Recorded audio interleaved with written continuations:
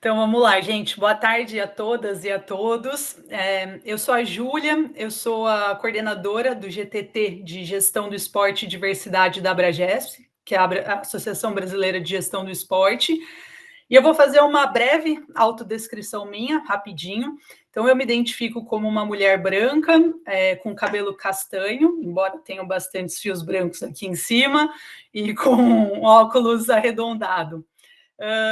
Quero dizer que eu estou bastante feliz de ver essa sala cheia. A gente acabou, inclusive, divulgando o evento um pouquinho em cima da hora, né? A gente pede desculpas por isso. Então, quem está aqui certamente quer conhecer a Cláudia e saber mais sobre essa discussão.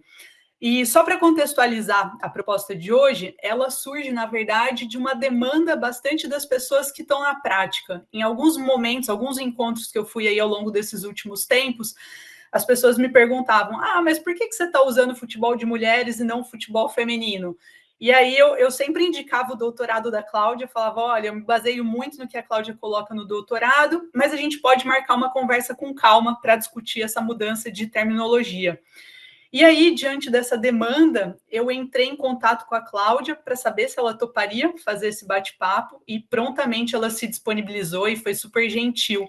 Então, queria começar agradecendo, Cláudia, por você tirar esse tempinho para vir conversar com a gente. E aí, em seguida, eu entrei em contato com a Cacilda, que era quem estava conversando com a gente agora, que é a presidente da Abragesp, para ver o que ela achava da gente fazer esse evento pelo GTT, de Gestão do Esporte e Diversidade. E também poderia ser uma ação educativa, né, do GTT, para chamar outras pessoas aí que estão na prática para esse encontro. E ela também logo topou, e inclusive foi a Cacilda, junto com um grupo de pessoas da Abragesp, que fez toda a divulgação, fez o form de inscrição, está liderando todo esse evento hoje. Então, aproveito para agradecer você, Cacilda, e as demais pessoas que estão envolvidas e fizeram aqui esse encontro possível.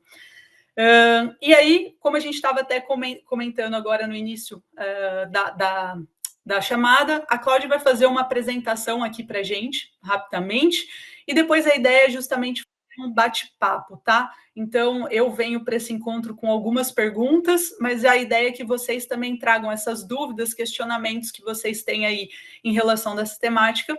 Quem se sentir à vontade, quiser abrir a câmera e perguntar usando o microfone, ótimo. Se não se sentir à vontade, pode mandar a pergunta aqui por escrito no chat, que daí eu me responsabilizo por fazer ela em voz alta, tá bom? Então, eu vou compartilhar aqui a apresentação da Cláudia e a gente dá início.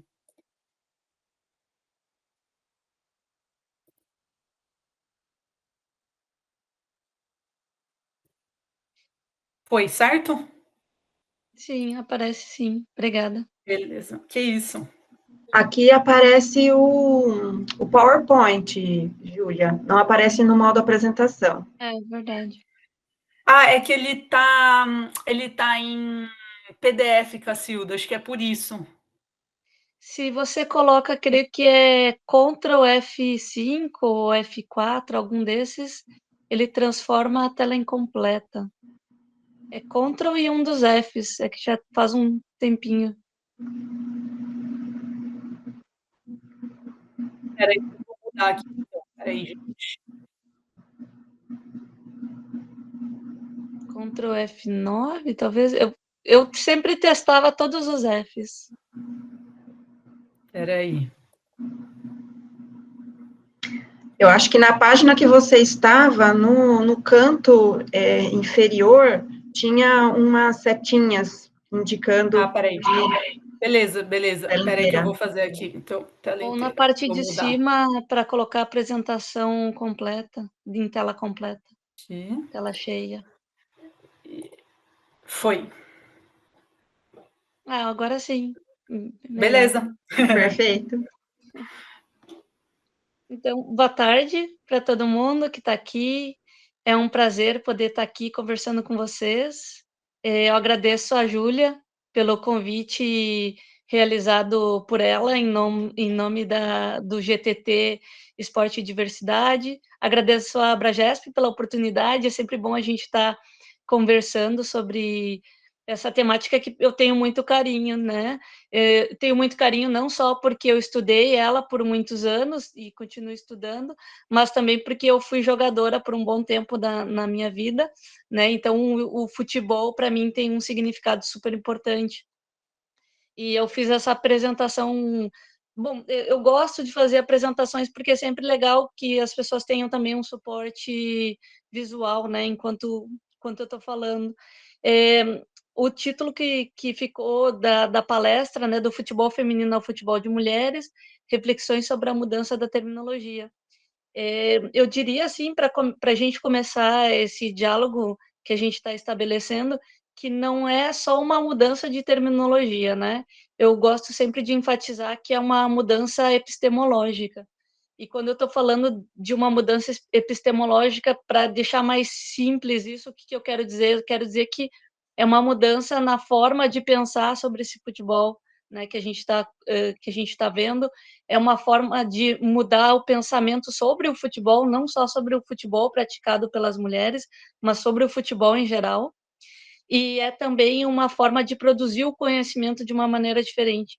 Quando eu comecei as minhas pesquisas, eh, antes de 2011, né, 2011 eu comecei o meu doutorado, mas antes disso, que eu também estava trabalhando no meu mestrado e na minha graduação com o futebol de mulheres, muito do material que eu encontrava era um material de educação física, era um material que falava sobre a desvalorização do futebol de mulheres, sobre a invisibilização desse futebol, e chegou um momento em que eu, a partir das leituras, era tanta leitura negativa, que chegou um ponto que eu disse, meu Deus, né, a gente acaba só falando coisas negativas desse futebol, e o que a gente vê de positivo, né?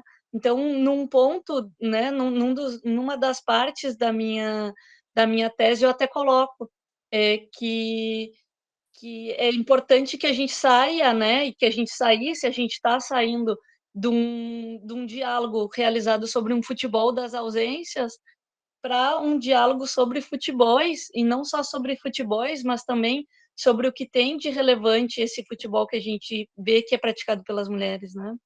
Então, é uma forma de ver diferente, né? E quando eu falo de um futebol de mulheres, eu estou falando de um futebol que não é praticado apenas, que é um futebol que é jogado por essas mulheres, mas que não existem apenas mulheres nesse universo, né? Existem homens, que são muitos ainda os homens que são treinadores, existem muitos homens na parte da dirigência das equipes, né? Então, é um futebol de mulheres, mas que também existem muitos homens que estão participando. Mas você pode, por favor, passar, Juliana, para o próximo slide?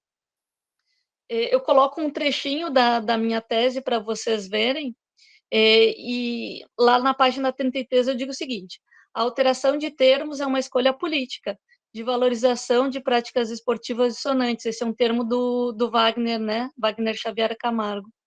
Realizadas por futebolistas brasileiras, baseada na literatura sobre gênero e na premissa antropológica da diversidade. As implicações do uso desse conceito vão além da mera alteração terminológica, ampliando o entendimento sobre a proeminência e o protagonismo das mulheres. E quando eu falo de mulheres, eu estou falando não somente das mulheres cis, mas também cisgênero, né? Eu estou falando também das mulheres trans. A gente sabe que no futebol, as pessoas que são trans, os corpos trans, passam por uma série de vetos, né? Muitas censuras, existem diversos discursos contrários à participação das pessoas que são transgênero, mas pouco a pouco, com os estudos que se realizam e também com a forma de pensar, né, sobre a participação das pessoas nos esportes, a gente tem cada vez mais refletido sobre isso e tem mudado também as confederações, né, as federações têm pensado mais sobre a temática e têm levado em consideração. Você pode, por favor, passar de novo, Júlia? Então, eu dividi essa apresentação em mais ou menos em 4 partes, né? Nessa primeira, o que eu quero dizer? Que é importante a gente desconstruir a dicotomia entre natureza e cultura, né? Na antropologia feminista se questiona muito a forma como a mulher é vista na nossa sociedade, e durante muito tempo a mulher foi vista de uma maneira subordinada, né, inferior à dos homens.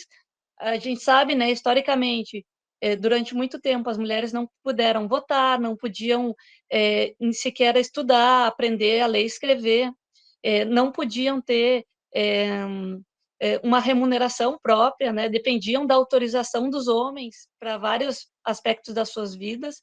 Primeiro eram os pais, ou se não irmãos, ou se não também o seu parceiro, né? Então, ao largo da vida da mulher, durante muito tempo, ela dependia da tutoria de um homem. E isso, de uma certa forma, se refere à forma como era vista a mulher. A gente sabe que a forma de visão que foi implementada principalmente pela biomedicina, a partir do século XVIII, também privilegiou que se visse a mulher como uma pessoa frágil, né? Um indivíduo frágil. E então, quando a gente fala da ideia de natureza e cultura, a mulher sempre foi, de uma certa maneira, associada à natureza, ou seja, os instintos, né, eram relacionados com a mulher, enquanto os homens eram vistos com a cultura, ou seja, era o ambiente externo, o ambiente público, o ambiente da economia, do trabalho, né? Inclusive o trabalho doméstico, durante muito tempo, e inclusive nos dias de hoje, para algumas pessoas, não era visto como um trabalho, né? E a gente sabe que o trabalho doméstico também faz parte de toda uma economia. Então, é importante a gente entender que a maneira como as mulheres foram vistas durante muito tempo fez com que nós fôssemos vistas como pessoas que eram de uma segunda classe, ou seja, necessitávamos de diversas permissões, os homens tinham muito poder, e quando a gente fala, então, a partir de uma perspectiva antropológica, do que seria o gênero, a gente sempre tem que ter em mente que o gênero está relacionado às relações de poder, né? E quando a gente fala dessas relações de poder, a gente tem que entender que quando existe um binarismo, acabam existindo pares de oposição em que um é visto de uma forma e outro de outra. E é como se houvesse um choque entre eles, ou uma competição, e não uma complementaridade, né? Pode passar, Júlia.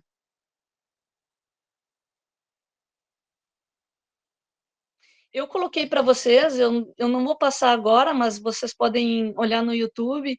É um vídeo que tem, que são diversas jogadoras que atuam no Brasil, que elas falam sobre uma proposta que se fez, e durante muito tempo se fez essa proposta, de fazer uma diminuição das traves, uma diminuição do campo, para tornar o futebol das mulheres como um futebol mais atrativo, mais dinâmico, enfim.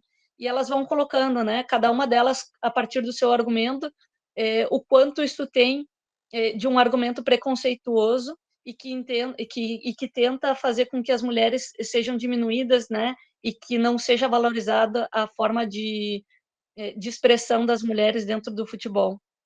E, claro, uma coisa que é importante também a gente ressaltar, e que elas colocam no vídeo, é que, durante muito tempo, as mulheres, primeiro, foram proibidas de jogar o futebol, né, principalmente em termos competitivos, entre a década de 40 e o início dos anos 80. Isso prejudicou muito, né, em termos de profissionalização. E, além disso, a gente pode entender que a falta de preparação física ou de investimento nessa área para as mulheres fez também com que, durante muito tempo, não tivesse o mesmo nível de jogo que os homens tinham. E se bem que a gente também pode questionar o que seria esse nível de jogo, né? São corpos diferentes, são estéticas diferentes. E eu gosto sempre de lembrar isso, né? As pessoas gostam muito de comparar o futebol de homens com o das mulheres, mas eles são futebols completamente diferentes, né? Não só pela questão corporal, mas pela questão psicológica, pela questão subjetiva. São indivíduos diferentes, né? A gente, inclusive, de uma equipe para outra, se a gente for analisar na mesma categoria, né, numa categoria de homens ou numa categoria de mulheres, de uma equipe para outra, uma pessoa para outra, a gente sempre vai ver muitas diferenças. Essas tentativas de tentar uniformizar e comparar coisas que são completamente diferentes, elas, no meu ponto de vista, são muito prejudiciais, né? Quando a gente tenta comparar também o que é profissionalização em uma região do Brasil e o que é profissionalização em outra região, digamos, profissionalização na região sudeste, profissionalização na região norte ou sul, né? A gente pode ver que o parâmetro utilizado pode ser utilizado o mesmo por uma confederação, por exemplo, mas para as pessoas que realizam a prática, muitas vezes a forma como elas veem a profissionalização é muito diferente. Eu me lembro que na minha pesquisa, por exemplo, existiam muitas jogadoras que se consideravam profissionais pelo simples fato delas poderem jogar competições que eram oficiais, né? Elas não recebiam nenhuma ajuda de custo, elas não recebiam é, sequer um salário, não tinham um contrato, mas elas se consideravam profissionais. E profissionais pela forma como elas treinavam, pela dedicação que elas davam para aquela atividade e também pela forma como as pessoas viam elas.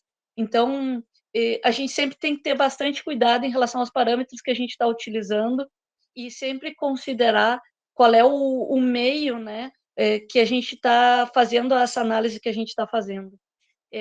Podemos seguir para o próximo slide.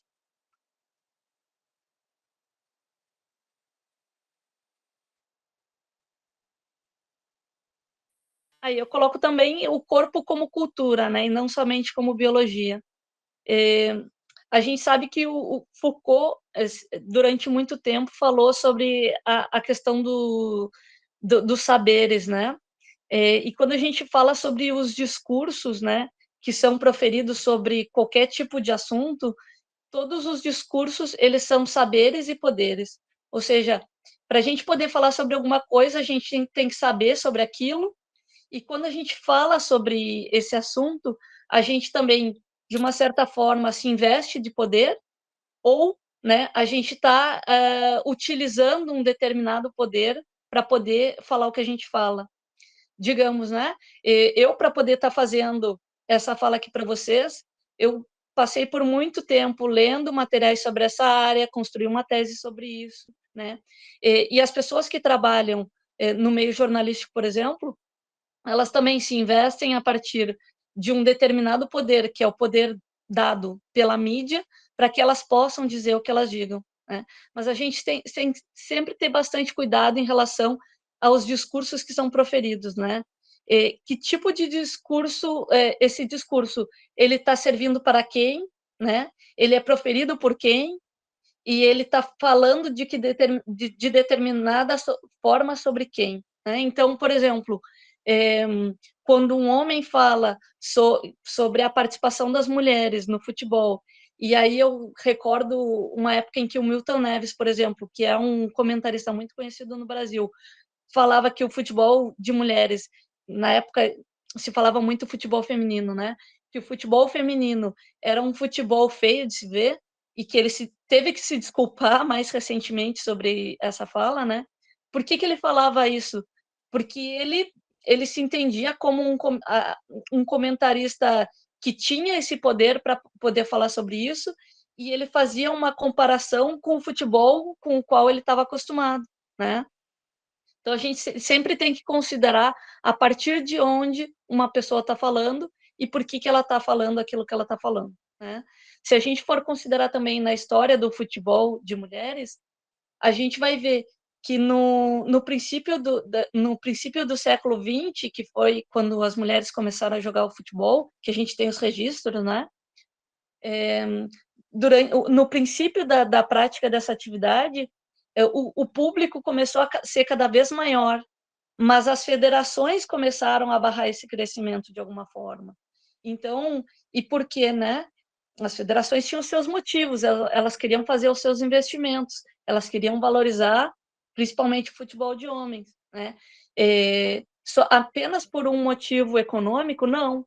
Também as questões culturais de cada época, né? Recordemos que há pouco, né, eu tinha comentado, a forma como a mulher era vista na sociedade, a mulher tinha que prezar por uma determinada forma, tanto de aparentar como de ser.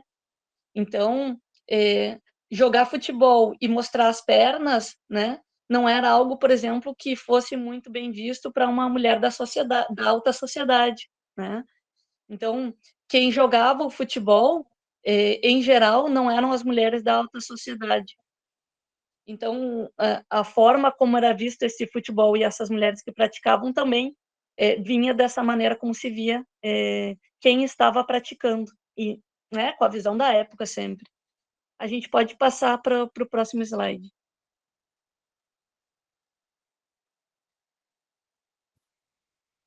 Então, assim, durante muito tempo as mulheres foram vistas como frágeis, né? Existiu, principalmente na década de 30, um discurso eugênico que, bem, privilegiava que as mulheres fossem mães, né? Que fossem donas de casa, que, bem, a gente viu uma série de discursos médicos que falavam que era prejudicial que as mulheres jogassem futebol, e não só futebol, mas outras modalidades esportivas, né? Então, a partir de um discurso médico e a partir de um discurso social que existia, se passou a ver este futebol com olhos que não eram bem vistos. E isso influenciou muito também na forma como foi se desenvolvendo, ou melhor, como foi impedido de se desenvolver esse futebol. Eu coloquei um trechinho, né, do Wagner, que ele coloca, e que é importante para a gente entender também por que falar sobre mulheres, né, e não falar sobre um feminino. A própria generificação de corpos é um combate aos ditames regulamentares pelos quais o futebol, de matriz espetacular, que esse é um termo do Arleidão, né, a matriz espetacular, se assenta, quais sejam os dos gêneros colados aos sexos biológicos e, por isso, legitimados em competições esportivas que pregam a máxima da igualdade de chances nas categorias binárias. Vale destacar que, no campo esportivo, gênero ainda é sinônimo de sexo e corpos são encaixados em tais categorias para competirem. O que o Wagner está falando aí, né? Ele não está falando só sobre a maneira como as mulheres são vistas. Ele está falando que existe uma diversidade de corpos e que muitas vezes ela é negada. Quando a gente fala de feminilidade e de masculinidade na nossa sociedade, a gente geralmente parte de visões estereotipadas, né? Se eu perguntasse aqui para vocês, né, o que vocês entendem como uma mulher feminina, muito provavelmente vocês me diriam, é aquela mulher que usa brincos, que usa maquiagem, que tem o cabelo liso, que usa salto, ou que usa uma roupa mais justa no corpo, né? Então, existe uma série de aspectos que a gente utiliza quando a gente fala em feminino. Feminino que ao final, é visto como um sinônimo de feminilidade normativa, né? A gente sabe que existem vários tipos de feminilidade, mas no final, e principalmente se eu vi na minha pesquisa, né, muitas das pessoas que participavam da organização do futebol de mulheres diziam que, sinceramente, eles privilegiavam que participassem, por exemplo, de entrevistas as mulheres que eram mais femininas, e não apenas mais femininas, mas também que eram mais brancas, mais escolarizadas, né? Então, existe dentro da nossa sociedade, ao final, o privilégio de visibilização de determinados corpos e determinadas práticas. Além disso, essa associação com a feminilidade, ela é vista também como ligada à heterossexualidade, né? A gente sabe que a Adrienne Rich, né, comentava, e tem artigos sobre isso, sobre a heterossexualidade compulsória, né? E o que significa isso? Que, principalmente em relação às mulheres, né, as mulheres são vistas inicialmente como heterossexuais, e, de uma certa forma, se deseja, né, que elas cumpram com esse papel, porque, ao final, a sociedade também exige da mulher heterossexual de alguma forma, ou a pressiona, né, de diversas formas, para que tenha filhos, né, e, com isso, né, se consiga... Bueno, bom, um dos argumentos é que se conseguiria manter a nossa sociedade. O que o Wagner, por exemplo, coloca quando ele quer dizer dos corpos dissonantes, né? Ou utiliza, né, as expressões que ele está colocando, que existem outros tipos de práticas e outros tipos de corpos que muitas vezes não são valorizados. Eu, inclusive, escrevi um artigo não faz tanto tempo, né, sobre os corpos gordos, né, no esporte, que dentro das práticas esportivas também as pessoas que são consideradas, entre aspas, perdão, gordinhas, né, elas também sofrem uma série de preconceitos. Então, quando a gente está falando da prática esportiva, existe um determinado tipo de corpo que é valorizado e um determinado tipo de corpo que também é mais visibilizado. A gente pode passar para o próximo slide.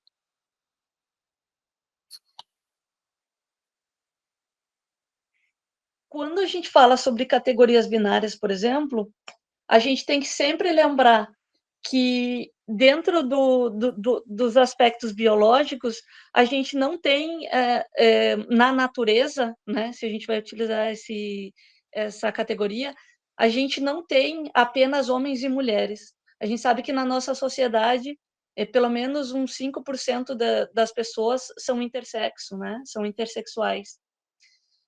Essas pessoas, elas não têm nem bem todos aqueles caracteres que são considerados como homens, né, e nem bem aqueles que geralmente a biomedicina utiliza para classificar como mulher.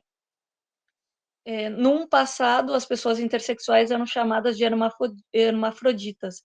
Esse termo não se utiliza já faz um bom tempo, mesmo que a gente ainda veja em alguns discursos, né? Mas o que a gente quer dizer sobre as pessoas intersexo? Que essas categorias que se colocam em caixinhas, né, de o que é ser homem e o que é ser mulher, elas não servem para algumas pessoas. Então, existem pessoas, por exemplo, na nossa sociedade, que produzem mais testosterona naturalmente, né? Ou que tem uma composição corporal que é diferente daquela que é esperada delas, seja, por exemplo, na genitália, seja em outras partes do corpo, né? Na forma como dos ombros, ou enfim, né? Os pelos, ou enfim. Então, em termos de genótipo, essas pessoas se apresentam de uma maneira diferente, não só em termos de genótipo, mas também em termos de físicos, elas também podem aparentar outros aspectos. Quando a gente utiliza discursos, principalmente aqueles que são utilizados contra o doping, né, e que colocam as pessoas trans dentro de uma visão médica em que diz que as pessoas trans deveriam ser barradas de praticar o esporte, a gente tem que ter muito cuidado em relação a isso. Eu escrevi com o Wagner, já faz um bom tempo, um artigo sobre as pessoas, né, os tecnocorpos, né, e os biocorpos que estão no esporte. Então, a gente pode ver que, dentro do esporte, as pessoas que são trans, elas ainda passam por diversos problemas, né, e principalmente porque existem argumentos que não são consolidados a respeito, por exemplo, da testosterona, e que são muito utilizados aí no dia a dia, né? Não é só a testosterona que vai fazer com que uma pessoa tenha um desempenho atlético melhor. Tanto que se a gente olhar em termos competitivos, são muito poucas as pessoas que são trans e que recebem medalhas, né? Seja Primeiro, a gente pode pensar, primeiro, do ponto de vista quantitativo, não são tantas as pessoas que são trans, né?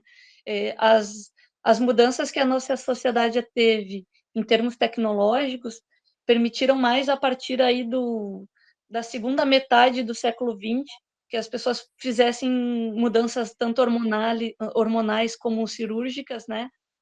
para dentro de um processo de transição de identidade de gênero. Eu coloco para vocês Paul Beatriz Preciado, que é um nome muito conhecido na antropologia, né? O que Preciado diz? Com os avanços das tecnologias, se pode entender que a certeza de ser homem ou mulher é uma bioficção somatopolítica, produzida por um conjunto de tecnologias do corpo, técnicas farmacológicas e audiovisuais, que determinam e definem o alcance de nossas potencialidades, somáticas e funcionam como próteses de subjetivação, né? Ou seja, a gente tem, não faz tanto tempo, as ferramentas para que as pessoas possam fazer essa transição de uma identidade de gênero para outra, e a gente, por que Preciado coloca como uma ficção? Porque a gente acaba utilizando discursos que são pretensamente biológicos, mas que tem muito mais a ver com o social que com o biológico, né? Porque a gente sabe que a testosterona no corpo de uma mulher tem um determinado efeito, se ela é cis, ela tem um outro efeito se ela é trans, mas os estudos realizados a partir desta biomedicina sobre essa temática ainda são muito recentes, né? Então, os parâmetros que são utilizados pelas confederações, né, ou pelos mecanismos que administram os esportes, eles ainda são muito mais especulativos que efetivamente com dados que comprovem o que os hormônios ou as substâncias, ou, né, enfim, produzem em cada corpo.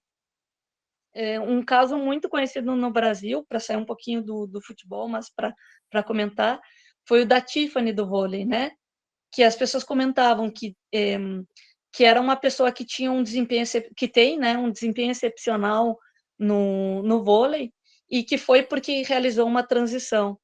Mas quando a gente vê os argumentos, né, e os estudos que foram realizados sobre a atuação da Tiffany, a gente percebe que também tem muito da forma como ela passou por treinamentos, né?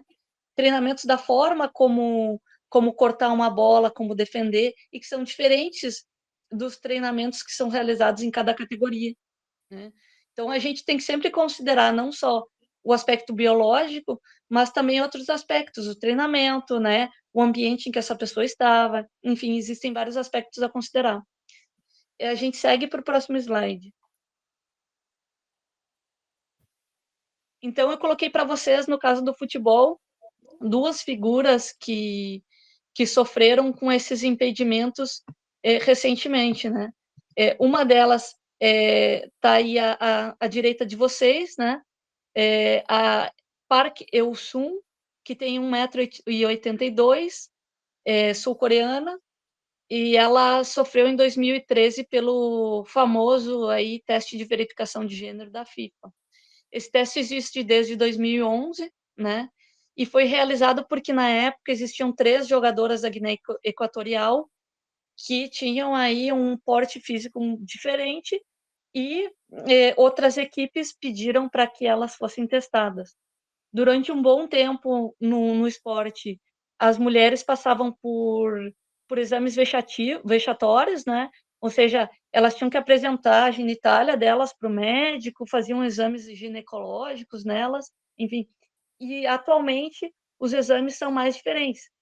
Utilizam ressonância magnética, exames de sangue e outros exames que são complementares para tentar entender até que ponto essa mulher sai dos parâmetros que são estabelecidos, né, pelos organismos. No caso da FIFA não é nada claro. A FIFA não deixa claro qual é a quantidade de nanomols de testosterona no sangue e não deixa muito claro também que outros aspectos consideraria. Né? A gente sabe que são utilizados os caracteres secundários como parâmetro, mas ela não diz aí, por exemplo, se a pessoa tem um quadril de mais de 60 centímetros, enfim, não existem medidas, né, para definir o que é considerado como uma mulher que se adeque ou que não se adeque a esses parâmetros da FIFA. E então, a gente vê na direita de vocês em branco a jogadora sul-coreana e na esquerda de vocês uma atacante da Zâmbia, que é a Bárbara Banda, que foi barrada com outras 3 jogadoras da sua equipe da Copa da África, né? A Federação Africana fez os testes, né? Solicitou os testes e não considerou elas aptas a competirem. Num primeiro momento, as jogadoras aceitaram fazer um bloqueio hormonal com hormônios femininos, mas depois elas voltaram atrás porque, com a consulta de alguns médicos, elas viram que poderia ter uma série de problemas para a sua saúde, né? Então, elas disseram que não gostariam de sofrer nenhuma intervenção e não foram, as suas participações não foram aceitas, né? Dentro das competições. A gente passa para o próximo slide. Aí a gente tem, né, sobre interseccionalidade e outros futebols. O que eu pretendi, né, com esse slide para a gente poder ver, né? Quando a gente está falando da participação das mulheres no futebol, a gente tem que considerar muitos dos avanços que foram feitos pelo feminismo. E dentro desse, né, quando a gente fala em feminismo, a gente geralmente fala de um feminismo de uma maneira singular, mas a gente sabe que dentro do feminismo existem várias vertentes. E eu coloco aí 3 das principais vertentes para que vocês, né, para que a gente possa dialogar. Então, feminismo interseccional, que busca erradicar a discriminação e violência de gênero, e não só a violência de gênero, mas também a discriminação por raça, a discriminação por idade, a discriminação por nacionalidade, enfim, né? Uma série de discriminações que uma mulher pode sofrer quando está em um determinado ambiente. O feminismo negro, que busca pela igualdade das mulheres que não são brancas, né, pardas ou pretas, pelos caracteres, pelos parâmetros utilizados pelo IBGE. Eu coloco aí alguns nomes, né, de referência. No feminismo interseccional, a Kimberly Crenshaw e a Bell Hooks. No feminismo negro, a Angela Davis e a Audre Lorde. E o feminismo trans, né, que busca direito para as mulheres trans. E aí eu coloco como exemplo para vocês de leituras Júlia Serrano e também a Susan Stryker.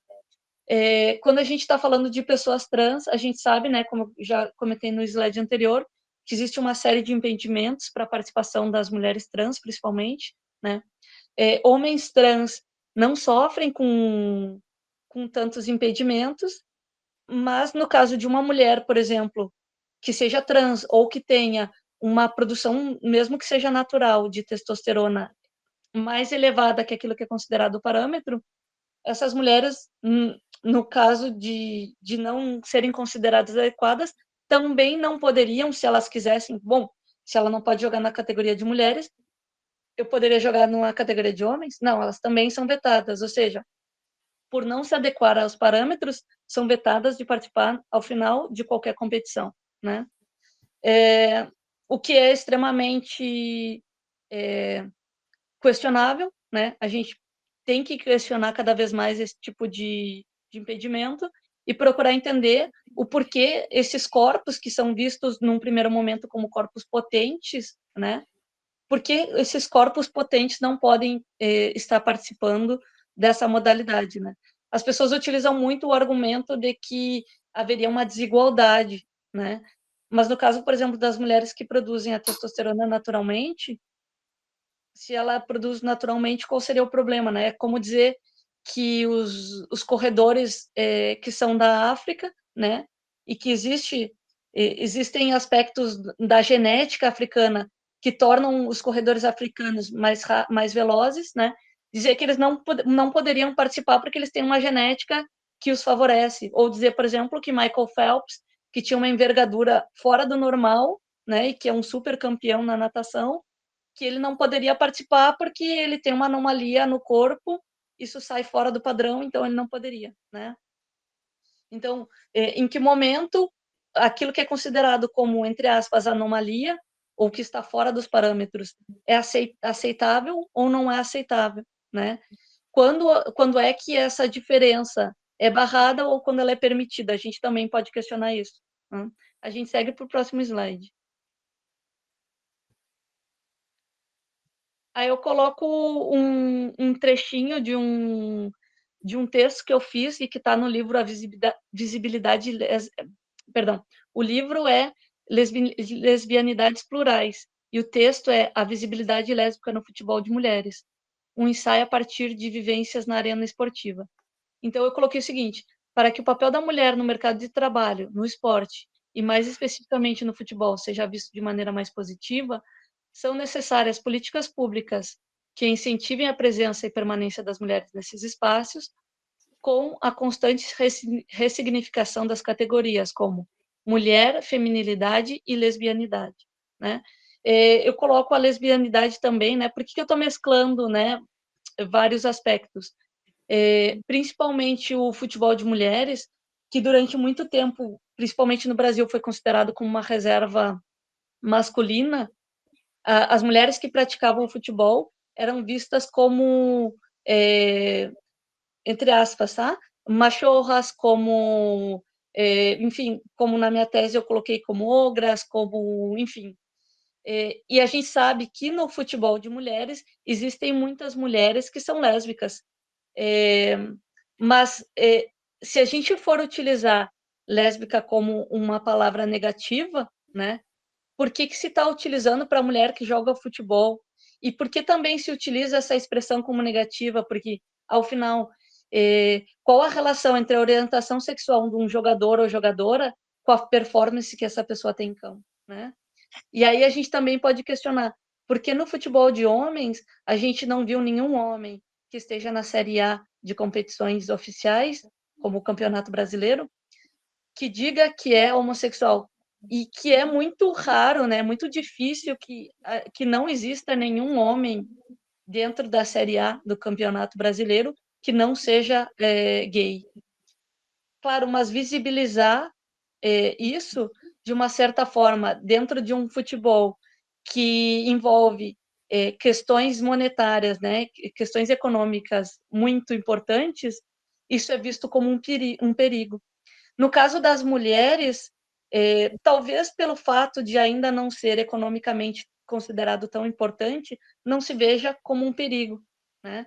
Então, a gente vê expressões de mulheres, como, por exemplo, na Copa de 2015, que a jogadora da seleção dos Estados Unidos vai lá e depois do jogo, ou depois de um gol, não me lembro, ela vai lá e dá um beijo na companheira, né? Então, isso de uma certa forma é permitido, talvez, né? A gente pode, né, pensar, porque esse futebol não é visto da mesma forma como o futebol de homens. E esse futebol de homens, no final, acaba sendo, em muitos momentos, como um refúgio da masculinidade, né? Mas a gente sabe que dentro desse futebol não existe apenas a expressão de masculinidade, mas a forma como se pretende apresentar esse futebol é a partir disso, né? Então, de uma certa forma, essa visão errônea que se faz de um homem gay para um homem, como um homem mais feminino, né? O futebol tenta se dissociar disso. E pouco a pouco a gente tem visto na nossa sociedade com os debates que são estabelecidos, tanto dos movimentos, né, sociais que vêm vindo ao largo do tempo, como também pelas produções acadêmicas, que essas visões têm sido questionadas. Então, a gente sabe que orientação sexual é uma coisa, né? A performatividade apresentada pelos corpos é uma outra questão, né? E que os corpos apresentam diferentes formas de expressão e que a gente tem que considerar isso. Passamos para o próximo slide. Eu coloquei para vocês, né, digamos, o quarto pilar ou a quarta maneira de ver que eu utilizo para ver esse futebol de mulheres, né? A questão da agência e da estrutura. Durante muito tempo, as mulheres não conseguiram desenvolver, não só pela lei que a gente teve no Brasil, a 3.199, mas também por questões sociais. Então, existia toda uma estrutura, né, de impedimento das mulheres dentro desse futebol. Como a gente pode considerar que foram realizadas mudanças, né? Em grande parte, tanto pelo movimento feminista, a partir da agência dessas mulheres, ou seja, da forma como as mulheres foram buscando cada vez mais espaço na sociedade, como também a partir da forma como elas foram se posicionando em relação a tudo aquilo que elas foram sofrendo em termos históricos, né? Eu coloco aí para vocês a desigualdade que ainda existe entre o futebol de homens e mulheres em relação a premiações. Então, a gente tem aí, né, uma diferença que vocês podem ver no gráfico, que é bastante significativa ainda, mas a FIFA tem um compromisso, né, ou ao menos expõe que tem um compromisso, de que, ao menos em 2026, ela pretende igualar as premiações. Se isso vai acontecer, a gente não sabe. Mas que a FIFA tem dado grandes passos em termos de igualdade de gênero, isso sim, eu entendo que a gente pode perceber cada vez mais mudanças que têm sido favoráveis em relação às mulheres, né? A gente passa para o próximo slide. Eu coloquei para vocês alguns dados quantitativos para a gente ver mais ou menos de que forma as mulheres no futebol estão, né, posicionadas no Brasil. 6% das brasileiras jogam futebol, esses são dados da Folha de São Paulo de 2023. 65% dos brasileiros têm interesse no futebol, sendo que 18% deles têm muito interesse no futebol, dados da Datafolha de 2023. 56% das jogadoras que fazem parte desse futebol são pardas ou pretas, né? Então, pardas são 37%, pretas são 19%, e o restante são as mulheres brancas que participam desse futebol. Isso são dados do Ministério dos Esportes, de 2023, um relatório. E 48% das atletas da categoria adulta no Brasil não recebem nenhuma remuneração ou ajuda de custo para sua participação, né? A gente pode ver que se a gente analisar a quantidade de brasileiros que jogam futebol ainda é pequena em relação a países como Estados Unidos, mas é muito, se a gente for olhar em termos de quantidade, 6% da população brasileira são muitos milhões, né? A gente sabe que o Brasil tem o tamanho da Islândia, né, do continente da Islândia, então 6% é bastante, se a gente for comparar com outros países, em termos numéricos, mas em termos de uma população global, ainda é pouco. A gente considerar que 56% são pretas ou pardas, a gente também está dizendo que é um futebol que é praticado mais por um determinado grupo da sociedade, né? A gente também tem que ver os aspectos de escolaridade, enfim, e outros aspectos para poder fazer considerações, mas, em geral, a gente pode dizer que existe também uma maioria, né, de pessoas que estão aí, que são negras e pardas, e no caso de quando eu fiz a minha pesquisa, para as entrevistas sempre se privilegiava mais as jogadoras que eram brancas, né? A gente vê que hoje em dia isso tem mudado, e também na minha época de pesquisa eram mais jogadoras que eram vistas como femininas, com a feminilidade normativa, né, que se adequavam a esse padrão. E um momentinho. E se a gente for colocar essa última percentagem que eu coloquei para vocês de uma maneira diferente, só um momentinho, pessoal.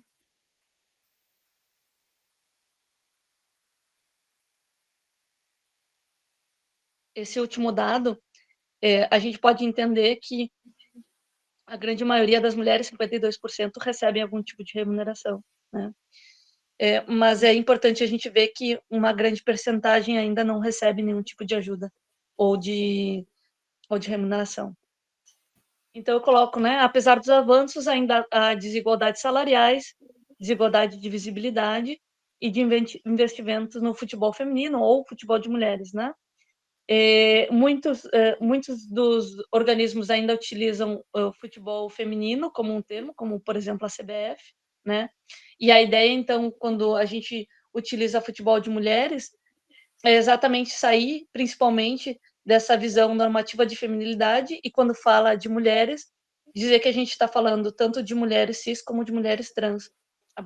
A modalidade em si mesma, ela é dividida eh, pelos naipes, né? Ou seja, entre homens e mulheres, mas como a escrita do Wagner que eu tinha colocado antes para vocês, esse homem e mulher, né, que é o biológico, acaba sendo traduzido dentro da linguagem como masculino e feminino. A busca por profundas mudanças na sociedade e na economia é fundamental. E a gente sabe, né, que mesmo que a equiparação salarial seja uma premissa nos tempos atuais, dentro do futebol de mulheres isso ainda não é uma realidade. A gente vê muitas mudanças, né, mas ainda a equiparação parece um tanto quanto longe para acontecer. A gente segue para o próximo slide.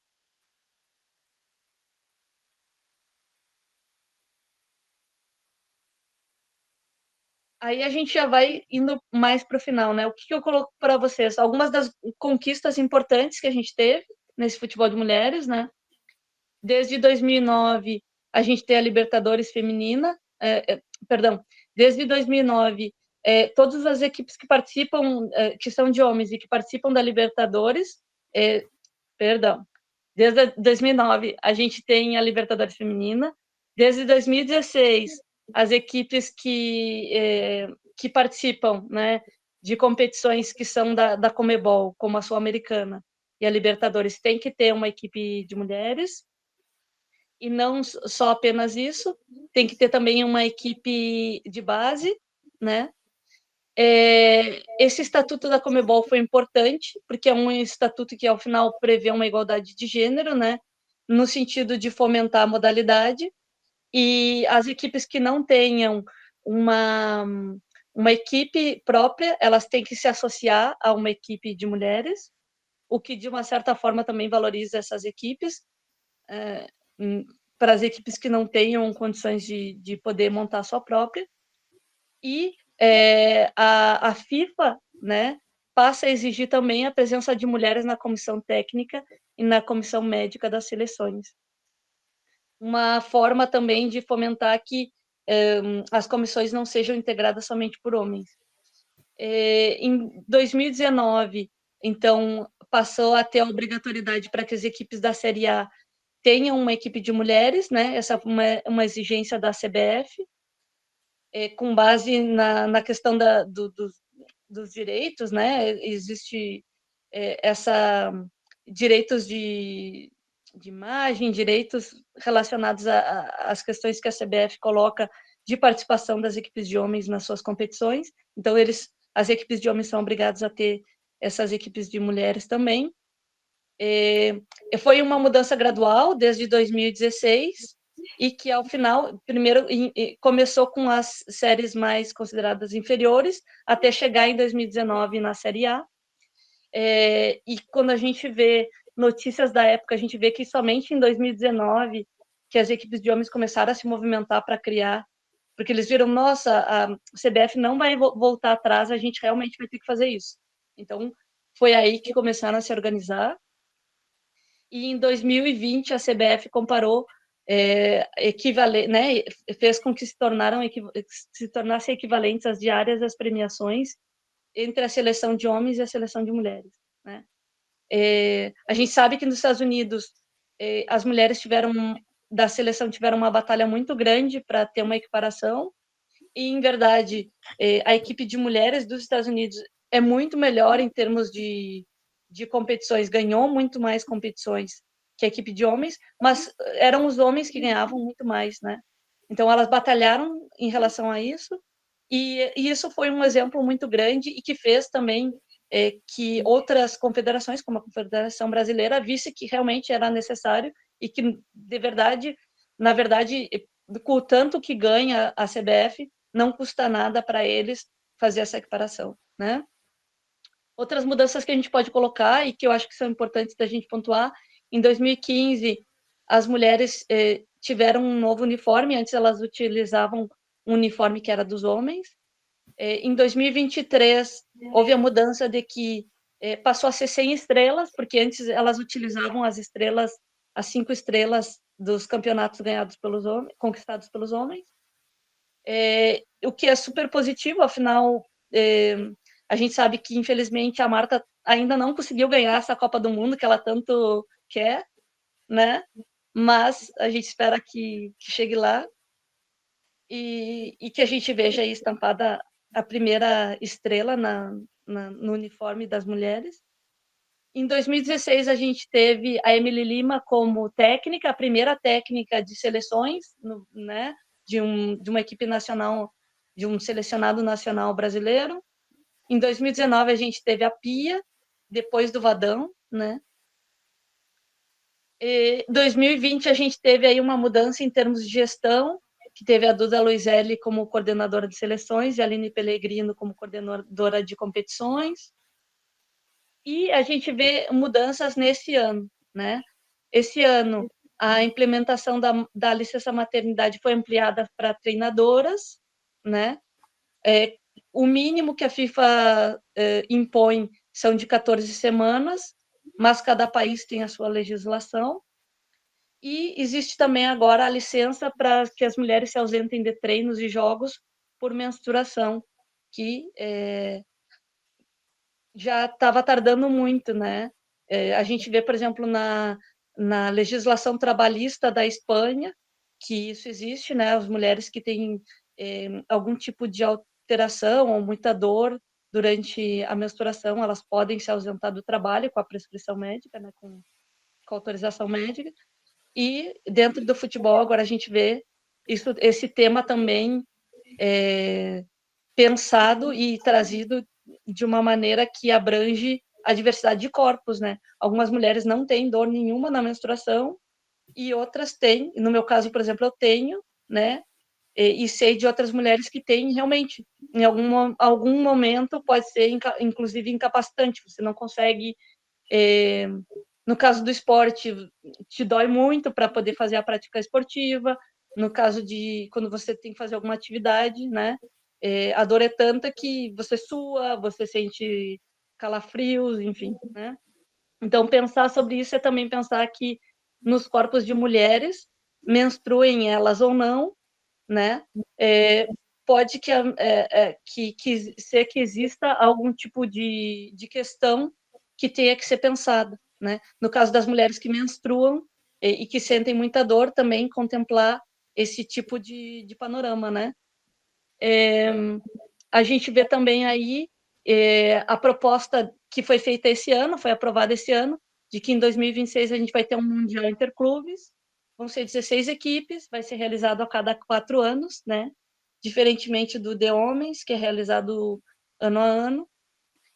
E a ideia da FIFA, ou ao menos, né, a proposta, ou enfim, o discurso da FIFA, de que em 2027 ela terá as premiações das Copas do Mundo equivalentes, né? Tanto homens como mulheres vão receber a mesma premiação. E eu finalizo com 6 aspectos para trabalhar que estão num texto produzido pela Soraya Barreto Januário e do Jorge Kniznik, né? Eles colocam a primeira, né, questão. Investimento na base é um dos aspectos a trabalhar, como, por exemplo, né, a gente teve o campeonato de base brasileiro criado em 2017 e criar políticas públicas e privadas, e a gente vê que as políticas públicas estão sendo criadas, como eu acabei de comentar para vocês, né? A ideia de preservar as mulheres que têm menstruação dolorosa, a ideia de né, mulheres que são gestantes, ou também as mulheres que adotam, né? Uma novidade é essa, as mulheres que adotam também têm uma licença maternidade dentro do futebol, ou seja, elas saem e são remuneradas durante esse tempo. patrocínio e melhorias de financiamentos, patrocínio e mercantilização do futebol de mulheres, aumentar a quantidade de mulheres em cargos de gestão, que eu já tinha comentado com vocês, a visibilidade midiática e outras representações da mulher atleta, que não sejam aquela forma hipersexualizada de apresentação da mulher, né? Aí, um último dado, né, para trazer a final do Campeonato Brasileiro, apresentada pela Globo em 2023, foi recorde na TV aberta e teve mais de 42 mil. Essa final teve mais de 42 mil torcedores no estádio, né? Então, as pessoas têm cada vez mais participado como torcedores no futebol, indo ao estádio, e tem também torcido cada vez mais pela TV aberta. As pessoas antes não tinham contato, né, com esse futebol, exceto, por exemplo, na época da TV Band, que apresentava no princípio dos anos 2000, e que depois, por diversos motivos, parou. A gente tinha poucos lugares na TV aberta que apresentavam. E cada vez mais a gente tem as mídias alternativas, né? De YouTube, Twitter, Instagram, enfim, perfis que apresentam esse futebol de mulheres e que fazem que quem tenha interesse tenha alguma forma de poder estar acompanhando esse futebol, né? O que eu acho importante da gente dizer, a gente passa para o último slide, é que, além das conquistas esportivas, o futebol tem o potencial de promover a igualdade de gênero, a diversidade e a inclusão, né? Dos mais diferentes corpos, sejam cis, sejam trans, de homens, de mulheres, né? E que a gente tem que considerar também os contextos de cada praticante do futebol. O futebol feminino ou futebol de mulheres transcende os limites do campo de jogo, sendo uma plataforma de empoderamento, representatividade e transformação social.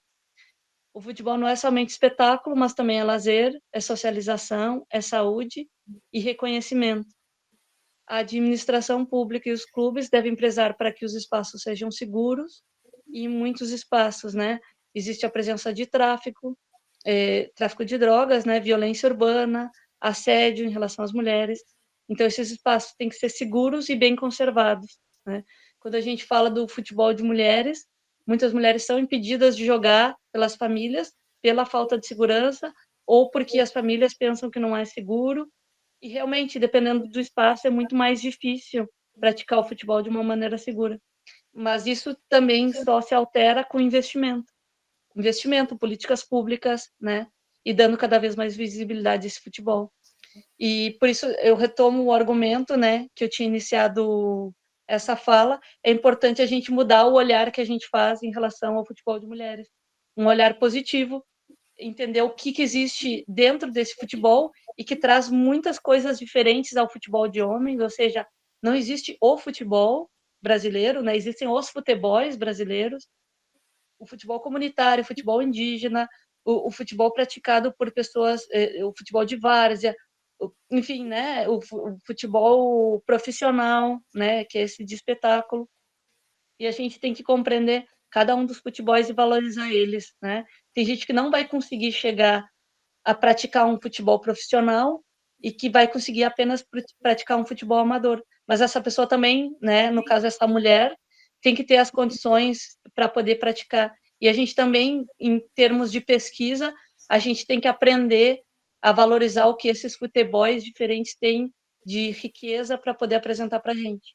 Então, era isso que eu queria colocar para vocês. Tem um último slide que eu só coloco que eu agradeço, né, a atenção de vocês. Coloco aí o meu correio, meu e-mail. Aqui a gente fala correio eletrônico aqui na Espanha e eu fico com ele em mente. E tá aí o meu e-mail, se alguém quiser me contatar também, fica aí.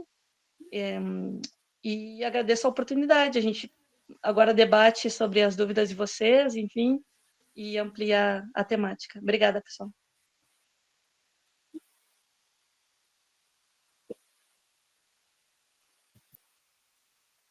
Muito bom, Cláudia. Deixa eu voltar aqui para a apresentação.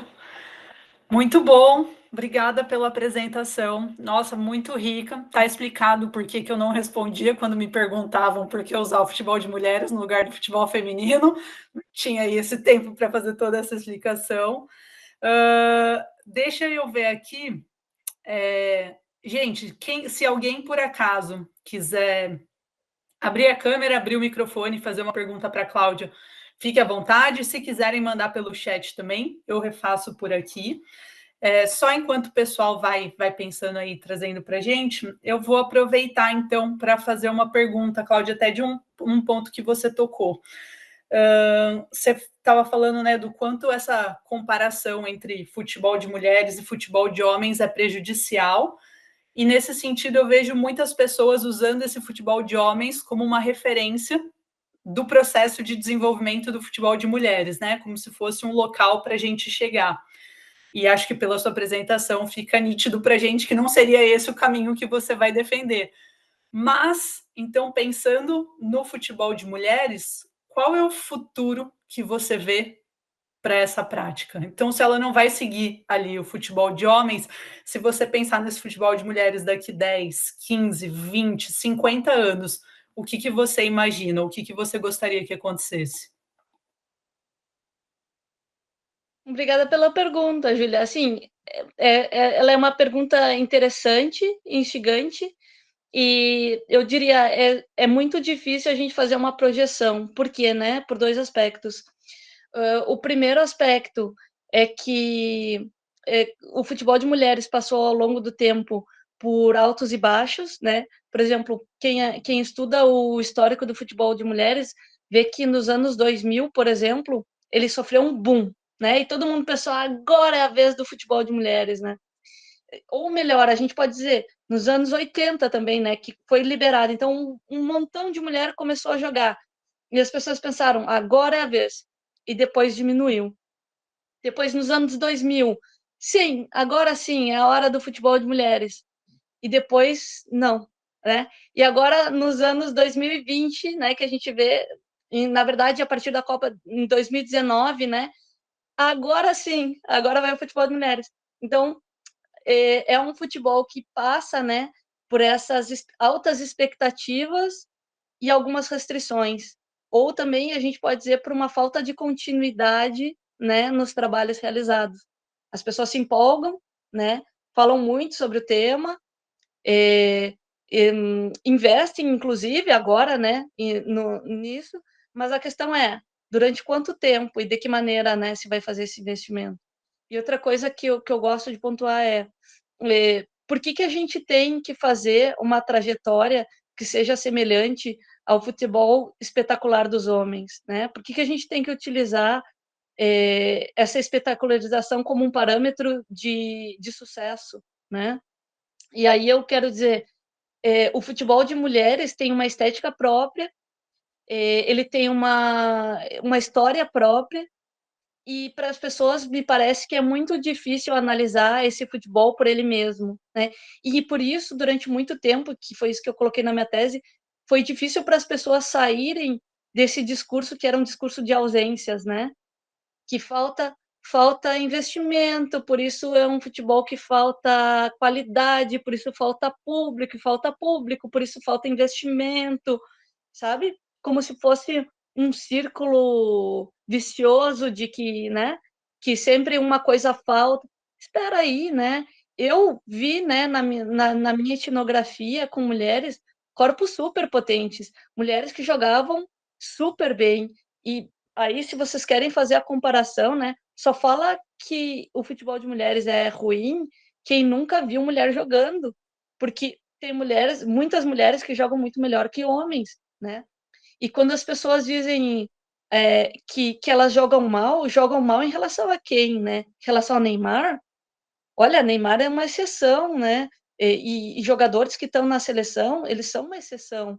Se você vai comparar uma pessoa que está jogando o futebol amador ou de várzea com uma que está na seleção, são comparações completamente distintas, né? Inclusive, comparar uma mulher que joga na várzea com uma mulher que joga na seleção também. Ou seja, se a gente vai comparar, que compare a partir de um mesmo ambiente, de um mesmo contexto. E, inclusive, a várzea jogada no sul do Brasil e no sudeste do Brasil é diferente, né? Nas equipes com as quais eu fiz a minha pesquisa, não ficava evidente problemas com o tráfico de drogas, mas nas pesquisas realizadas por outras investigadoras na região sudeste, por exemplo, isso é um problema, né? A questão da iluminação ou do campo eram coisas mais importantes para essas mulheres, ou também, né, se haveria um transporte público que chegasse aonde era o local de jogo, ou seja, dependendo do grupo que você está analisando, que você está vendo, né, ele vai ter aspectos completamente diferentes. E eu diria, né, ao largo da história desse futebol de mulheres, eu vejo como o mais importante disso é demonstrar que os corpos que a gente pode ver nesse futebol são corpos potentes, são corpos vigorosos, né? Tudo aquilo que geralmente são adjetivos que a gente coloca para o masculino, né?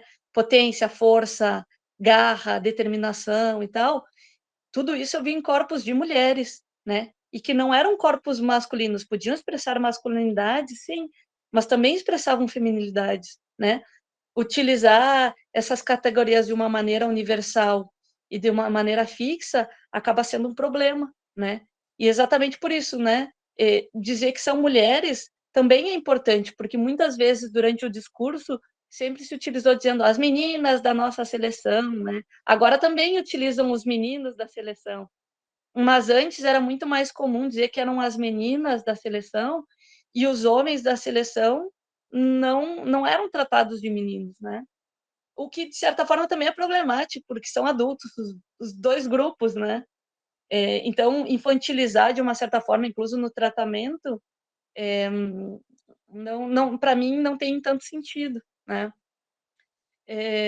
Mas, enfim, para tentar, né, responder a tua pergunta, fazer uma projeção é difícil, inclusive porque na época em que eu estava fazendo a minha tese, quando eu comecei, em 2011, tinham poucos materiais, incluso por isso, né, eu organizei com outros autores a primeira coletânea que a gente conseguiu organizar no Brasil, que foi a Mulheres na Área, e depois, né, agora mais recentemente, a gente organizou as mulheres no universo do futebol, que faz aí tem um toquezinho com, né, chamando para a obra, que é uma obra emblemática do Da Mata, né, que foi de 82, né, do universo do futebol, mas nesse caso o universo das mulheres no futebol brasileiro. E é difícil a gente determinar se esse futebol vai continuar com isso que a gente considera como um boom nesse momento, de investimento, de visibilidade, né, de valorização, não só do ponto de vista econômico, mas do ponto de vista subjetivo dessas mulheres, né?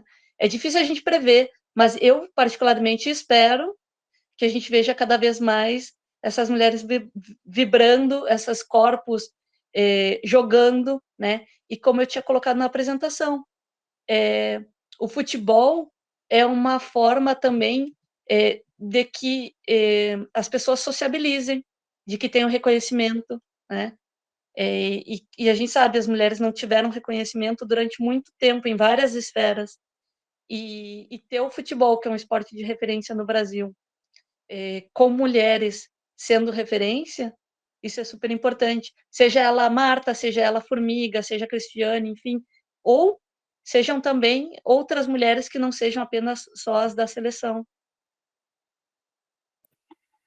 Muito bom, obrigada, Cláudia. Eu vou passar agora para a Cacilda, que levantou a mão, acho que deve fazer uma pergunta.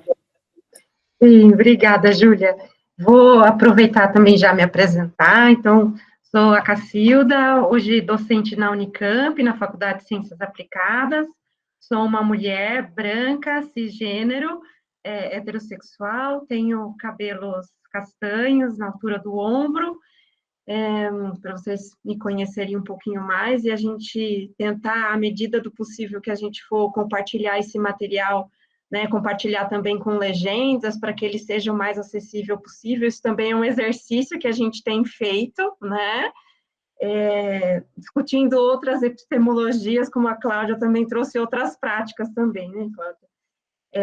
Queria te perguntar em algo que você, né, claro, tocou na apresentação e tocou agora até na resposta com a Júlia, Cláudia, Nesse sentido, então, né, da gente pensar o futebol de mulheres, né, é nessa tentativa, então, de rever a ideia de que o feminino, rever a ideia de que o feminino é sinônimo de mulher e que de o masculino é sinônimo de homem, né, quer dizer, feminilidades, elas também constituem homens, né, e se a gente pode avançar ainda mais e pensar no esporte de mulheres e não mais esporte feminino, né? Claro que o futebol está aqui sendo nosso objeto, mas por que não partir, né, da modalidade para então rever também essa ideia do próprio esporte? A ideia é essa mesma, é de repensar. E exatamente, por exemplo, porque a questão da identidade das pessoas é diferente da expressão, né?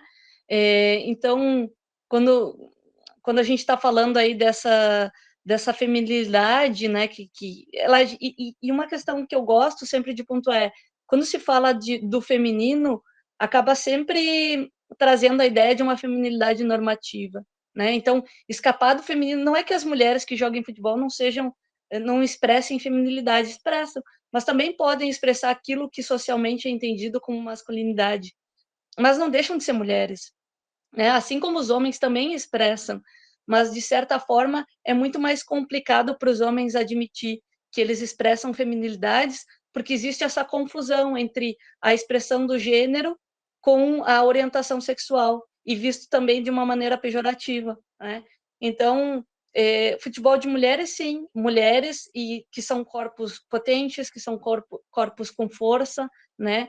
E que são corpos também que podem ser visibilizados na nossa sociedade.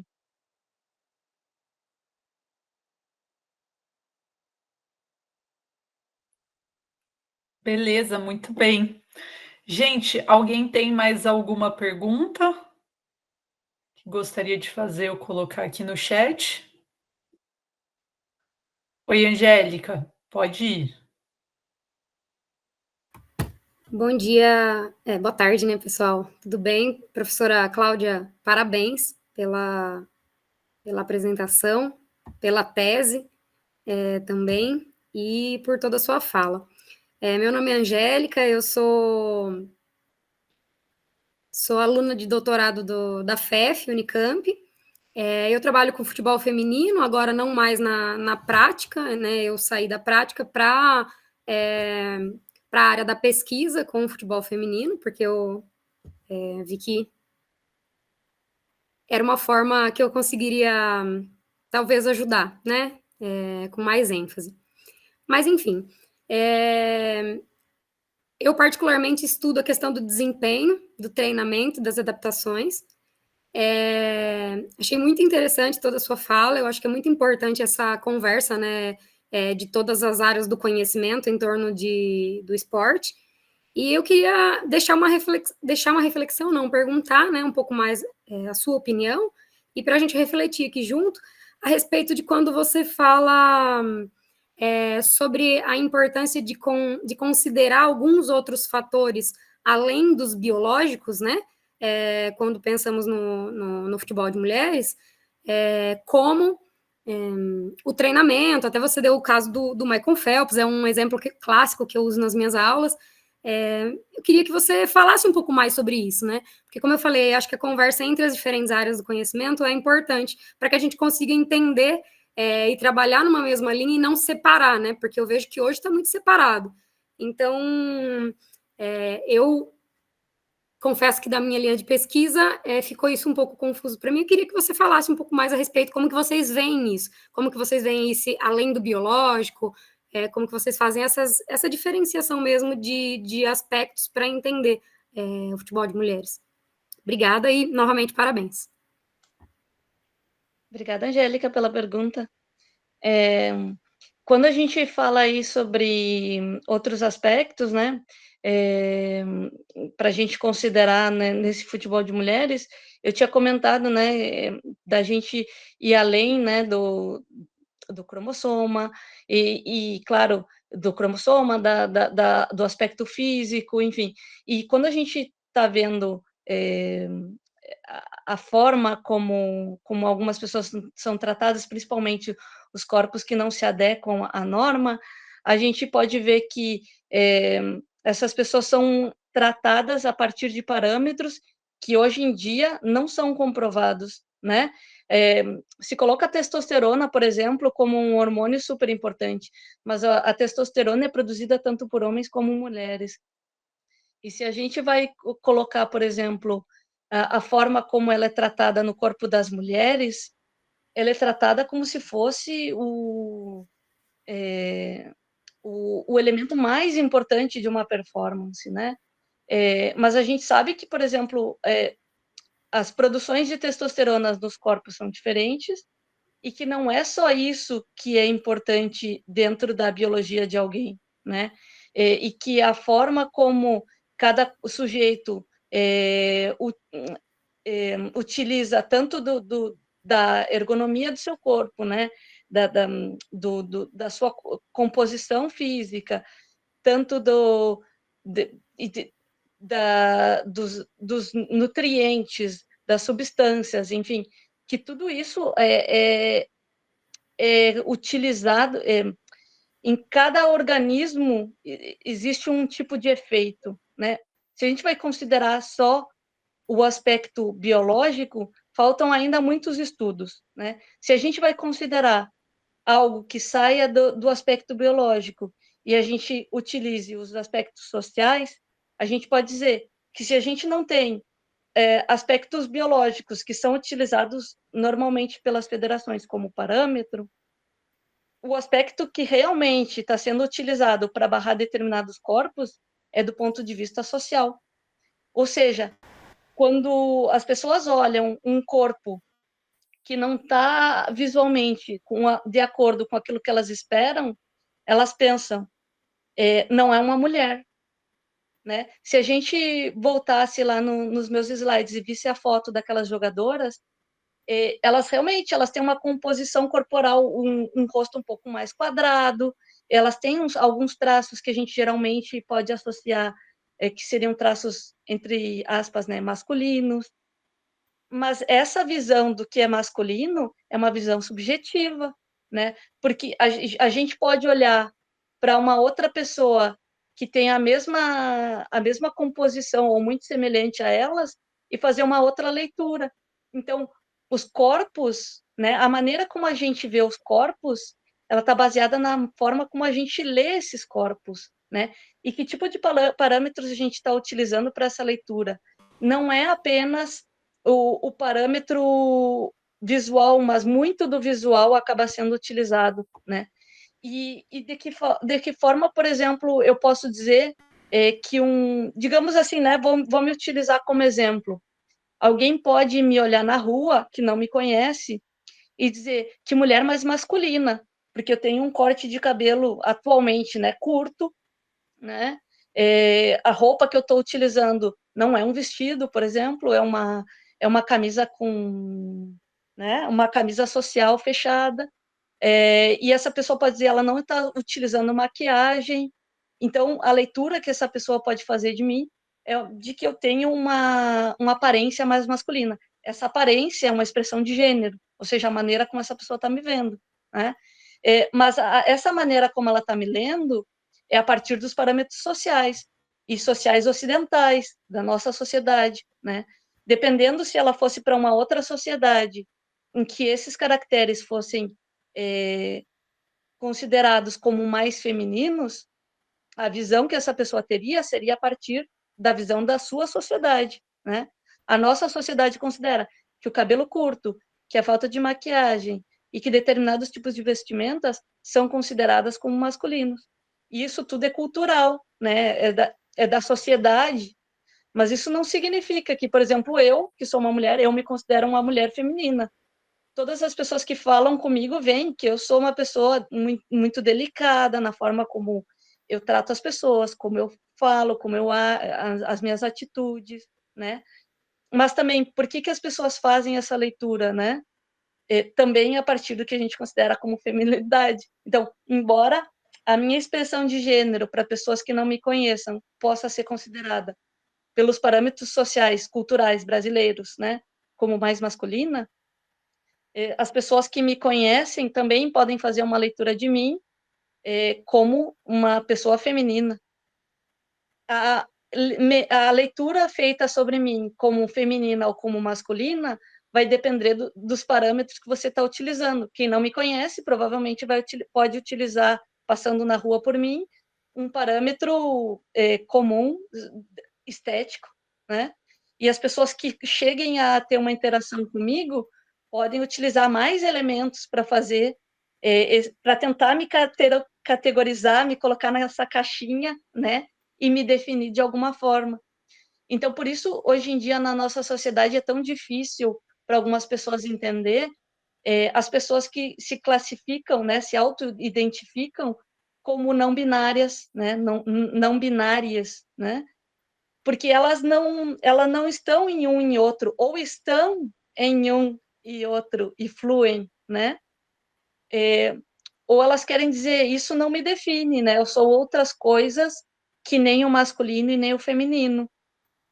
E realmente, dependendo dos aspectos que você utiliza para fazer a leitura sobre uma pessoa, você pode, né, considerá-la como mais masculina ou mais feminina. Quando a gente está falando do esporte, por exemplo, aquelas jogadoras que eu apresentei, a análise que se fez delas foi a partir da estética. Elas tinham uma musculatura bem definida, né, a estatura delas, né, como a sul-coreana, que tinha 1,82, ou seja, ela é considerada alta para a média das mulheres. Então, as pessoas fizeram uma leitura dela, mas essas pessoas não têm como saber os cromossomas dela, a genitália dela, porque a gente não apresenta a nossa genitália em público, né? Eu, pelo menos, não, eu acho que vocês também não. Em termos sociais, a gente não apresenta por aí a genitália, mas, no final das contas, socialmente, a genitália é utilizada como um parâmetro para classificar as pessoas, né? E aí tá também um problema para as pessoas que são intersexo, que muitas vezes tem pessoas que são intersexo e que tem uma genitália que não se pode nem bem definir nem como de homem nem como de mulher, né? E essa é uma das reivindicações das pessoas que são intersexuais, dos grupos intersexuais, né, ativistas, de que não se faça nenhum tipo de intervenção nesses corpos, né? Que se deixe para que esses corpos, quando sejam maiores de idade, que façam suas próprias decisões quanto a como querem apresentar esse corpo, né? Sem ser alterado cirurgicamente ou hormonalmente para satisfazer um parâmetro biomédico, né? E por isso também muitas pessoas trans não querem se hormonizar, né? Porque, poxa, para quem sabe dos processos de transição, quando você ingere qualquer tipo de hormônio, ele pode causar riscos para a sua saúde, né? E principalmente se você não tem um profissional de endocrinologia bem preparado. E a gente sabe que os profissionais, em grande parte, ainda não estão preparados para fazer as transições das pessoas que querem fazer essa transição de gênero, né? De identidade de gênero. Então, é difícil, dentro da nossa sociedade, não estar nessa norma. Mas quem inventou esses parâmetros da norma? Sabe? Muitos desses parâmetros que são biomédicos, eles acabam sendo subjetivos, por mais que as pessoas queiram dizer 0,5 nanomols por miligrama de sangue é considerado como um limite. Mas quem disse, né? Isso é dos estudos que nós fizemos. Mas e por que a testosterona? Né? Então, a gente pode questionar o porquê de cada um desses aspectos que são selecionados, né? Não é um robô que vai lá e diz, os aspectos selecionados que fazem parte de uma verificação de gênero é isso. Não, né? Por enquanto. São humanos que vão lá e dizem, eu considero a testosterona, eu considero a altura dessa pessoa, eu considero se tem barba ou não, se tem pelos no corpo, a quantidade de pelos no corpo. Mas eu pergunto, né, também, qual de vocês não tem pelo no corpo, né? No final, a gente retira esses pelos do corpo, mas a gente tem pelos, em geral. E socialmente eles são mal vistos, né? Ou eles são vistos como algo do masculino, então por isso a gente retira, né? Mas essas são questões sociais. Então, eleger os pelos como um aspecto, eleger a testosterona. No final das contas, isso não é só biomédico, porque a biomedicina também é construída, e construída por parâmetros escolhidos pelas pessoas, né? A gente investiu a biomedicina de muito poder, né? Mas a biomedicina, se a gente for ver a fundo, falta muito para ela encontrar o que se diria de verdade. E cada corpo é um universo.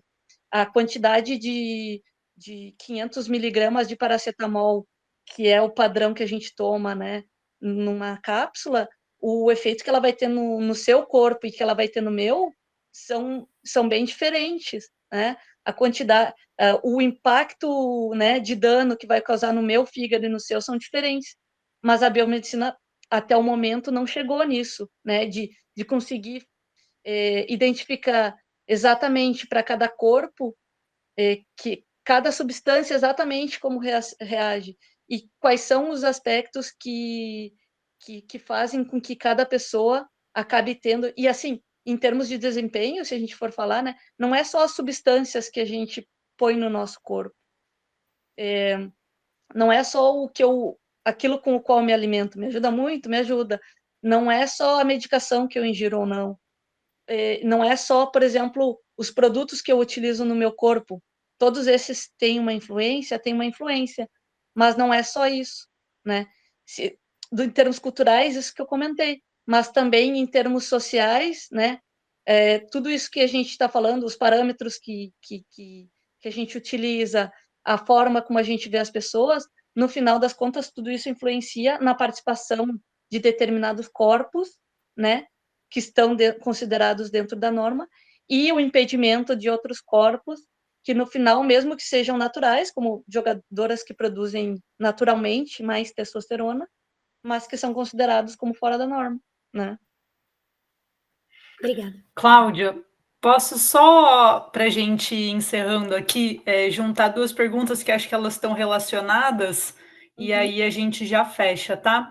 É a pergunta da Giovana e a pergunta da Milena. A Giovana comenta que no Brasil a gente tem um número baixo de mulheres na prática do futebol e que normalmente esse primeiro contato com o esporte é através da escola, e na vida adulta elas acabam parando por conta da rotina. E aí ela pergunta a sua opinião, como trazer mais mulheres para a prática e como reduzir esse número de evasão ao longo do tempo. E acho que ela está alinhada com a pergunta da Milena, que primeiro te agradece pela oportunidade, pela apresentação, e ela queria entender como que é esse processo de captação do público para o futebol de mulheres, principalmente quando a gente pensa nesse público feminino, porque é descabido uma aproximação dos naipes, e como que a gente poderia, então, expandir essa visão do futebol e cativar mais o público. E aí a gente já encerra, tá? Obrigada pelas perguntas. E sim, na minha pesquisa que eu realizei em Porto Alegre, eu via muito isso. Muitas das jogadoras paravam de jogar, principalmente por questões de estudo na época, né? Porque como o futebol de mulheres não era valorizado economicamente, elas desistiam do futebol para realizar estudos ou uma carreira que pudesse dar para elas um sustento, né?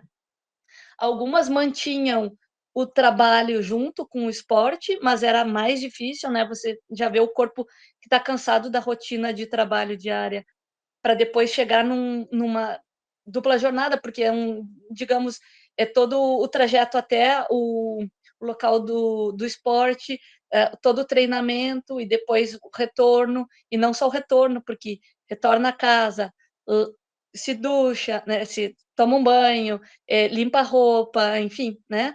Então, era todo um tempo que tinham que dispor e que muitas vezes não tinham, né? E muitas questões que são relacionadas aí ao aspecto social, como as mulheres delas é esperado que sejam mães, então algumas saíam do esporte para se tornarem mães, e também a questão do cuidado. Muitas mulheres é esperado da gente que a gente cuide de familiares, que a gente cuide de outras pessoas. Então, elas tinham que ficar em casa para cuidar de irmãos, para cuidar da mãe que estava doente, do tio que estava doente, ou de outras pessoas, né? E nos times que eu vi, né, a captação existia de forma espontânea, ou muitas vezes a partir de uma escolinha. Eram raras ainda as escolinhas específicas de mulheres, então eram escolinhas que tinham meninos e meninas, né?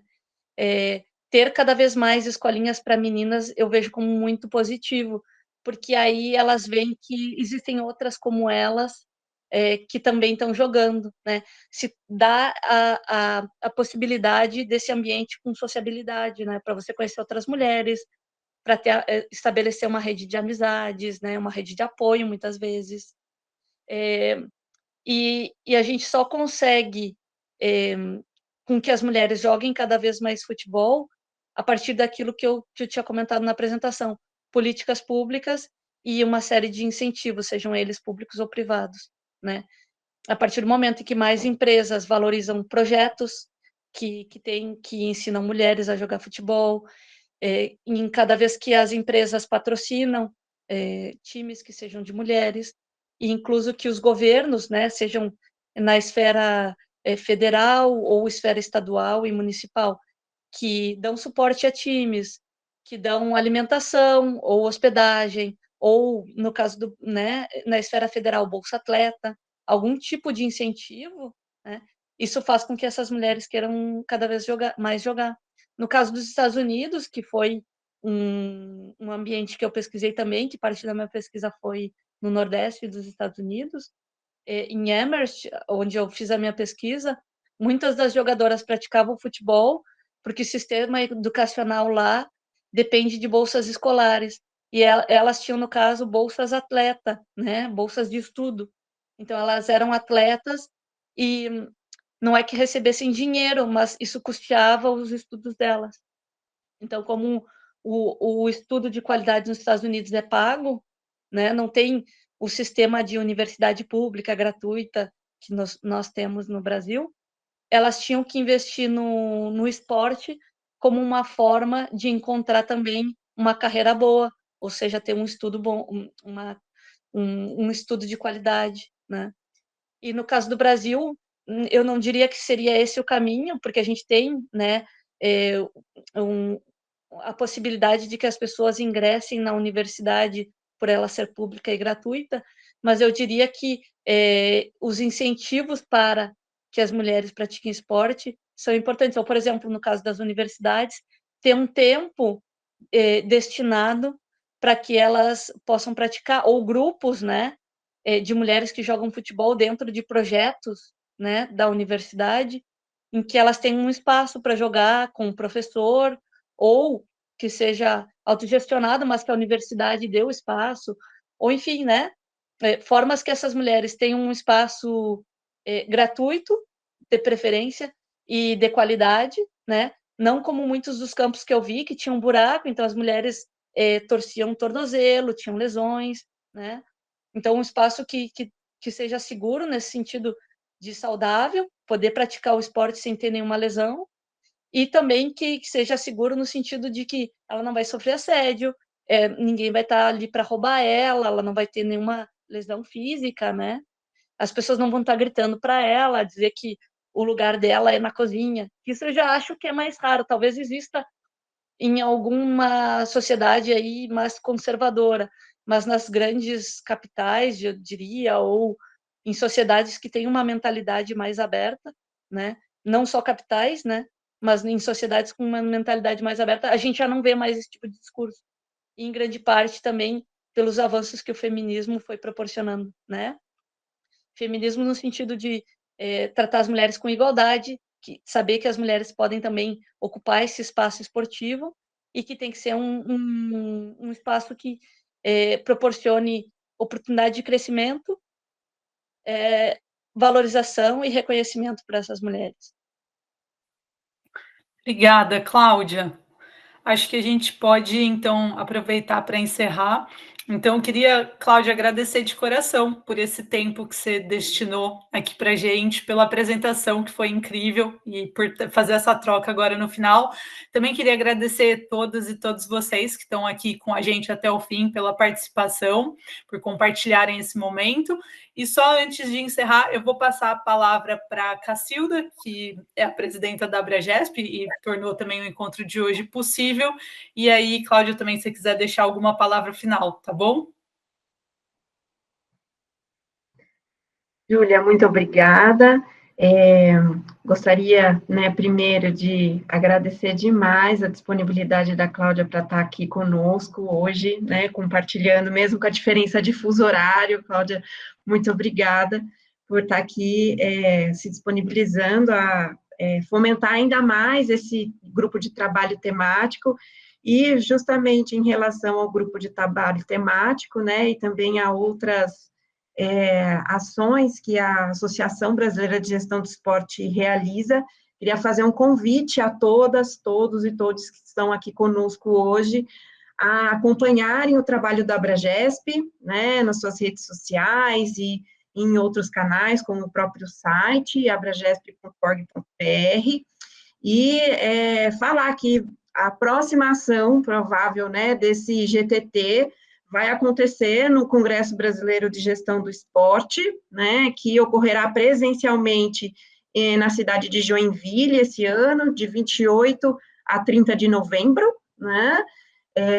Então, ficam todas e todos e todas convidadas para participar, né, não só, né, das atividades desse GTT, como também das atividades da Abragesp como um todo, né. Esse GTT, então, tem uma reunião presencial, né, esse grupo de trabalho temático em gestão do esporte e diversidade tem uma reunião presencial durante o Congresso Brasileiro, e algumas outras ações aí que a gente vai programar para o restante do ano e para o ano de 2025 também. Então, nos acompanhe. Júlia, muito obrigada por fazer essa interlocução também com a Cláudia, por, né, coordenar esse GTT e também mediar esse encontro, e um agradecimento a todas, todos e todas que estiveram aí conosco nessa tarde de segunda-feira.